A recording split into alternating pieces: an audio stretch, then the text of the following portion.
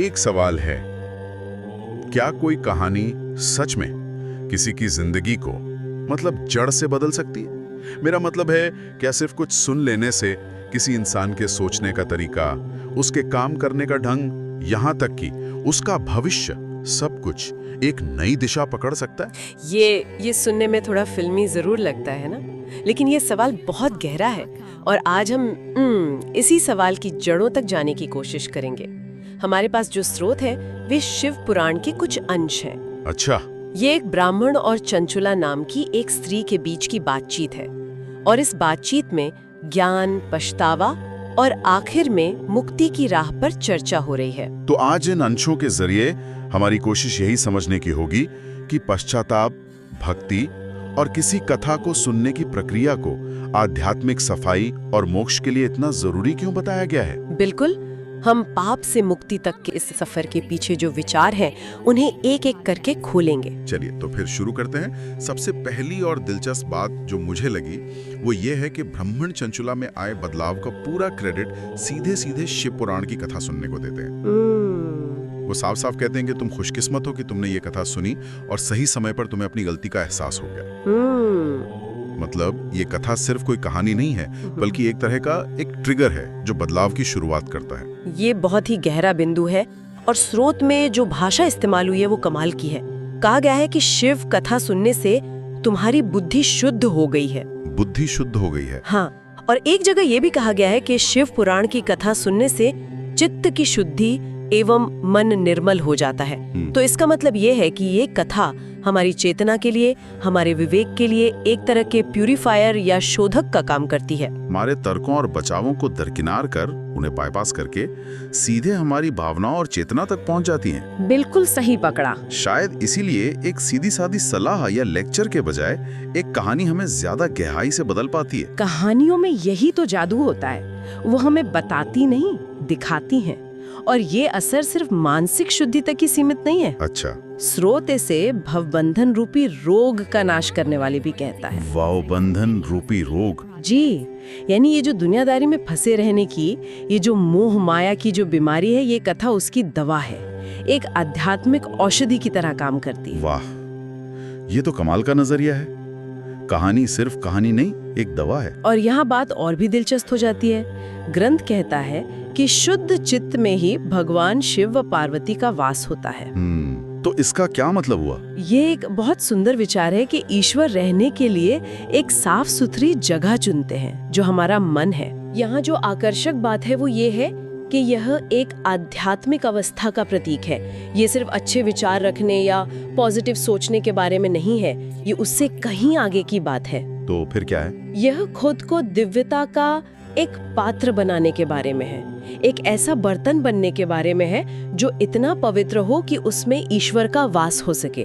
स्रोत इसे सीधे सीधे सदाशिव के पद को प्राप्त करने से जोड़ता है। अच्छा, यानी मन की शुद्धि ही परमात्मा से जुड़ने का पहला और सबसे जरूरी कदम है। तो कहानी सुनना एक चिंगारी की तरह है जो एक दरवाजा खोलती है, लेकिन उस चिंगारी को आग में बदलने के लिए एक और चीज की जरूरत है, और वो है पश्चाताप, जिस पर इन अंशों में बहुत जोर दिया गया है। हाँ, ये इस पूरी बातचीत का कह सकते हैं कि केंद्रीय स्तंभ है। एक बार जब मन साफ हो जाता है तो उसे अपनी धूल, अपनी गलतियां वो साफ साफ नजर आने लगती हैं, और वहीं से पश्चाताप का जन्म होता है। और ब्राह्मण पश्चाताप को पाप करने वाले पापियों के लिए सबसे बड़ा प्रायश्चित कहते हैं। जी, यहाँ जोर किसी बाहरी सजा पर या किसी कर्मकांड पर नहीं है, बल्कि एक भीतरी, एक आंतरिक बदलाव पर है। हाँ। ये सोच आज के लिहाज से भी कितनी मॉडर्न लगती है कि असली बदलाव अंदर से आता है। बिल्कुल, अगर हम इसे बड़ी तस्वीर से जोड़कर देखें तो पश्चाताप को पापों का शोधक कहा गया है। फिर से वही शब्द, शोधक यानी प्यूरिफायर। हाँ, वही प्यूरिफायर। और स्रोत इस बात पर बहुत स्पष्ट है कि ये कैसा पश्चाताप होना चाहिए। कोई मामूली अफसोस नहीं, बल्कि हार्दिक पश्चाताप, यानी सच्चे दिल से पूरी गहराई से किया गया पछतावा। मुझे ये बात हैरान कर रही है कि ग्रंथ पछतावा को एक गारंटी की तरह पेश करता है, अवश्य उत्तम गति का भागीदार होता है। क्या इसमें कोई शर्त नहीं है? क्या कोई भी कितना भी बड़ा पापी सिर्फ दिल से पछता कर सब कुछ ठीक कर सकता है? ये सुनने में बहुत आसान लगता है। देखिए, ये सवाल बहुत स्वाभाविक है और इसका जवाब हार्दिक पश्चाताप शब्द में ही छिपा है। कैसे? सच्चे दिल से पछतावा करना उतना आसान नहीं है जितना लगता है। इसका मतलब है अपनी गलती को बिना किसी बहाने के पूरी तरह से स्वीकार करना। इसका मतलब है उस गलती से हुए नुकसान को महसूस करना।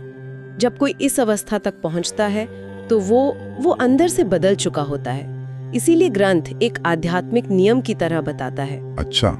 जो मनुष्य अपने कुकर्म के लिए पश्चाताप नहीं करता वो उत्तम गति प्राप्त नहीं करता, और दूसरी तरफ परंतु जिसे अपने कुकृत्य पर हार्दिक पश्चाताप होता है वो अवश्य उत्तम गति का भागीदार होता है।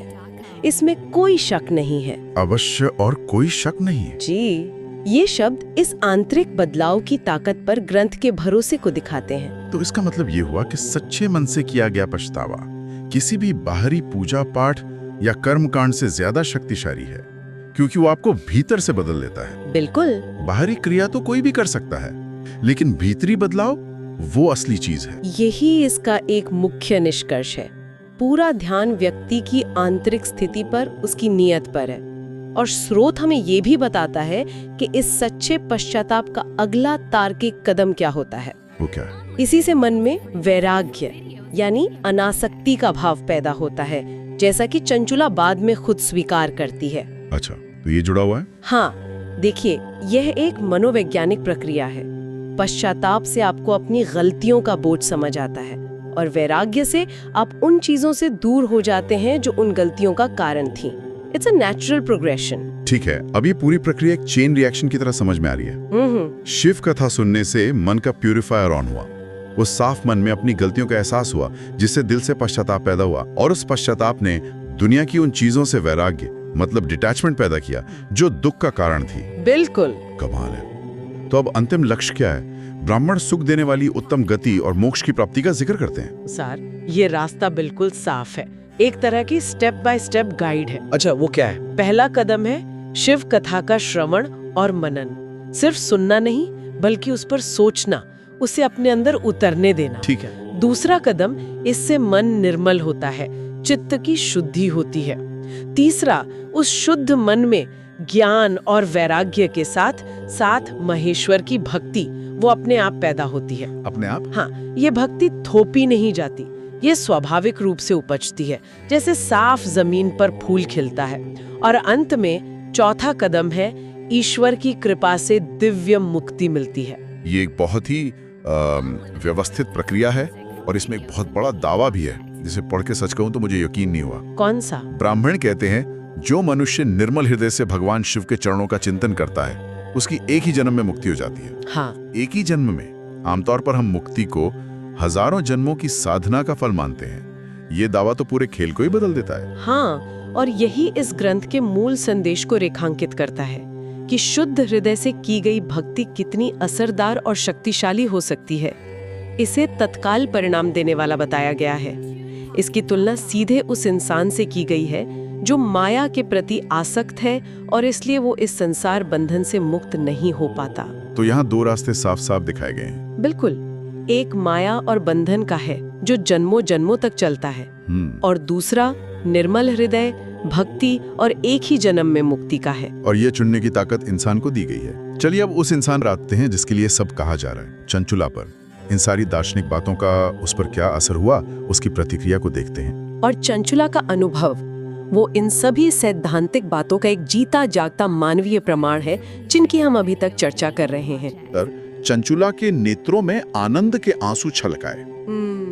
वो भरे हृदय से ब्राह्मण देवता के चरणों में गिर गईं और हाथ जोड़कर बोली, मैं कृतार्थ हो गई। ये कृतार्थ हो गई कहना, ये बहुत बड़ी बात है। हाँ, ये दिखाता है कि उसे सिर्फ बातें समझ नहीं आई, बल्कि उसने एक गहरे स्तर पर बदलाव महसूस किया है, जैसे कोई बोझ उतर गया हो। ये सोचना भी कितना अद्भुत है कि एक व्यक्ति जो खुद को नरक के समुद्र में गिरा हुआ मान रही थी, कुछ ही पलों में कृतार्थ महसूस करने लगती है। सच में शब्दों और कहानियों में सचमुच कितनी ताकत होती है। चंचुला का अनुभव इन सभी सिद्धांतिक बातों को एक मानवीय चेहरा देता है। वो खुद इस बात की पुष्टि करती है। वो कहती है, जिस अमृत के समान सुंदर शिव पुराण कथा की बात आपने की है, उससे सुनकर ही मेरे मन में वैराग्य उत्पन्न हुआ है। अच्छा, तो वो खुद मान रही है। हाँ, वो खुद क्रेडिट दे रही है कि उसके वैराग्य का स्रोत वो कथा ही है। उसका ये बदलाव, उसकी ये स्वीकारोक्ति ही इस कथा की शक्ति का सबसे बड़ा सबूत है। तो इन सब का क्या मतलब है? अगर हम इन सभी अंशों को एक साथ रखकर देखें तो ये एक ऐसा आध्यात्मिक ढांचा पेश करते हैं जहां कहानी सिर्फ मनोरंजन या नैतिक शिक्षा का साधन नहीं है, नहीं, बल्कि यह मानसिक और आत्मिक परिवर्तन का एक शक्तिशाली, लगभग केमिकल जैसा साधन है। सही कहा।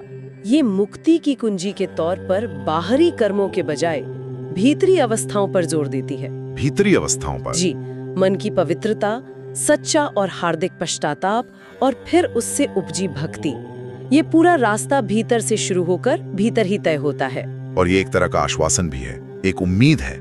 ये एक गाइड बुक की तरह है जो बताती है कि अतीत में किसी ने कुछ भी किया हो, सुनने, सोचने, पछताने और भक्ति करने की प्रक्रिया से। हाँ बिल्कुल, भक्ति करने की प्रक्रिया से बदलाव हमेशा हर किसी के लिए संभव है। संदेश व्यक्ति को शक्ति देता है। ये उसे बताता है कि उसकी मुक्ति किसी और के हाथ में नहीं, बल्कि उसके अपने मन, अपने पछतावे और अपनी भक्ति में है। ये जिम्मेदारी और संभावना दोनों को एक साथ पेश करता है। और ये आज के समय के लिए एक बहुत जरूरी सवाल खड़ा करता है। हम सूचनाओं, कंटेंट और हर तरह की कहानियों से भरी दुनिया में जी रहे हैं। हम रोजाना न जाने कितनी कथाएं सुनते हैं, देखते हैं, पढ़ते हैं, सोशल मीडिया पे, न्यूज में, फिल्मों में, दोस्तों से। तो सोचने वाली बात यह है कि हम किस तरह की कथाओं को सुनने के लिए चुन रहे हैं। हाँ, और वे कथाएं जो हम चुन रहे हैं वो हमारी बुद्धि, हमारे मन, हमारे पछतावे की भावना और हमारी जिंदगी की दिशा को कैसे आकार दे रही हैं। हमारे जीवन की शिव कथा क्या है? बिल्कुल, वो कौन सी कहानी है जो हमें उलझाने के बजाय सुलझा सकती है, हमें शुद्ध कर सकती है, हमें बदल सकती है। ये एक ऐसा सवाल है जिस पर हम सभी को सोचना चाहिए।